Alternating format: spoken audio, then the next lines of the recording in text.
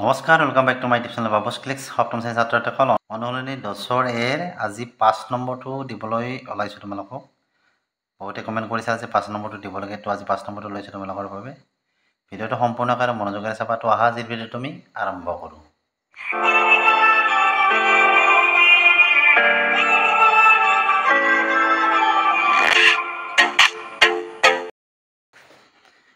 পাঁচ নম্বৰটি আছে এটা সমদ্বিবাহু ত্ৰিভুজৰ সমান বাহু দুডালৰ প্ৰত্যেকৰে দৈৰ্ঘ্য 6 সেণ্টিমিটাৰ আৰু আন বাহুডালৰ দৈৰ্ঘ্য হৈছে 5 সেণ্টিমিটাৰ। ত্ৰিভুজটো আমাক অংকন কৰিব দিছে।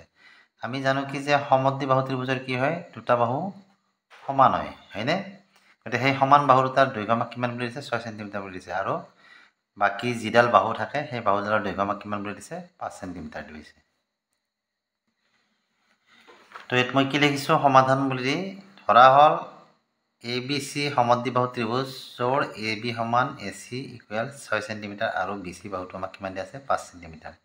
বাকী অংকনৰ স্তৰখিনি মই ইয়াত লিখি দিছোঁ, পিছত কৈ আছোঁ তোমালোকক। তাৰ আগতে চিত্ৰটো কেনেকৈ কি বোলে সেইটো দেখুৱাই দিছোঁ। এই যে BC বাহু 5 সেণ্টিমিটাৰ আছে, আমি প্ৰথমতে BC বাহুটো ইয়াত ল'ম 5 সেণ্টিমিটাৰ। তো ইয়াৰ পৰা ইয়ালৈকে হৈছে আমাৰ ইয়ালৈকে 5 সেণ্টিমিটাৰ। এইটো ঘৰ আৰু এইটো ঘৰ। এইডাল আমি আঁকি ল'লোঁ 5 সেণ্টিমিটাৰ। তোমালোকে কাঠ পেঞ্চিল ইউজ কৰিবা দেই। তো এইটো কি বাহু? আমাৰ BC বাহু। মই কাঠ পেঞ্চিল ইউজ কৰা নাই কিয়? অলপ স্পষ্ট হোৱাৰ বাবে মই কলম ব্যৱহাৰ কৰিছোঁ। এতিয়া আমাক দিয়া আছে সমান বাহু দুটাৰ দৈৰ্ঘ্য কিমান? 6 সেণ্টিমিটাৰ 6 সেণ্টিমিটাৰ বুলি দিয়া আছে। এতিয়া আমি ছেকেণ্ড স্তৰত কি কৰিম? যেতিয়া আমি BC বাহুটো আঁকি ল'ম, তাৰপিছত আমি কি কৰিম? এই স্কেলত আমি 6 সেণ্টিমিটাৰ কাটা কম্পাছৰ হয় জুখি ল'ম। ইয়ালৈকে 6 সেণ্টিমিটাৰ হয়। 1 2 3 4 5 6 ইয়ালৈকে 6 সেণ্টিমিটাৰ আমি দৈৰ্ঘ্য লৈ ল'ম। ইয়াত 6 সেণ্টিমিটাৰ দেখা পাইছানে? তো বিগ কেন্দ্ৰ ধৰি আমি কি কৰিম? BCৰ ওপৰৰ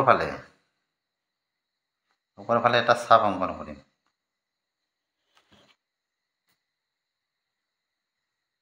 এই এটা চাপ অংকন কৰিলোঁ আমি ওপৰৰ ফালে। ঠিক একেদৰে যিহেতু আমাৰ দুটা বাহু সমান, এবাৰ C কেন্দ্ৰ ধৰি কি কৰিবা? আন এটা চাপ অংকন কৰিবা। আৰু এই দ্বিতীয় চাপটো অংকন কৰোঁতে আমি কি পাইছোঁ? আগৰ চাপক কি কৰিছে? এতে A বিন্দুত কাটিছে। তাৰপিছত আমি কি কৰিম? AB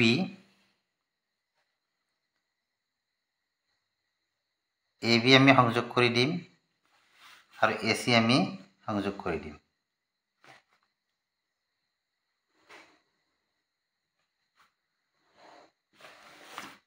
এই ABC হৈছে আমাৰ আঁকিবলগীয়া সমদ্বিবাহু ত্ৰিভুজটো। বুজি পাইছানে? তো অংকনৰ স্তৰটো কেনেকুৱা? অংকনৰ স্তৰবিলাক কি হয়? আমি যেনেকৈ চিত্ৰটো অংকন কৰিছোঁ ষ্টেপ বাই ষ্টেপ এনেকৈ যায়। প্ৰথমতে আমি কি কৰিছিলোঁ? BC বাহুটো 5 সেণ্টিমিটাৰ দৈৰ্ঘ্যৰ BC বাহুটো অংকন কৰিছিলোঁ। গতিকে আমি ইয়াত কি লিখিছোঁ? প্ৰথমতে অংকন ষ্টেপত চোৱা, BC বাহু সমান 5 সেণ্টিমিটাৰ দৈৰ্ঘ্যৰ ৰেখাখণ্ড অংকন কৰা হ'ল। তাৰপিছত আমি কি কৰিছিলোঁ? B বিন্দু কেন্দ্ৰ ধৰি আমি কি কৰিছিলোঁ? এটা চাপ অংকন কৰিছিলোঁ। গতিকে আমি কি কৰিছোঁ? B বিন্দু কেন্দ্ৰ ধৰি 6 সেণ্টিমিটাৰ ব্যাসাৰ্ধৰ এটা বৃত্তচাপ অংকন কৰা হ'ল।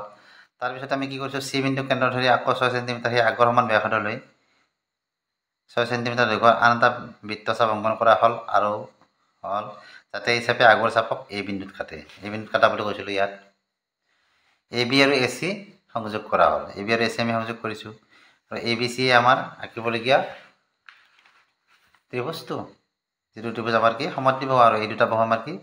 6 সেণ্টিমিটাৰ 6 সেণ্টিমিটাৰ। বুজি পাইছানে?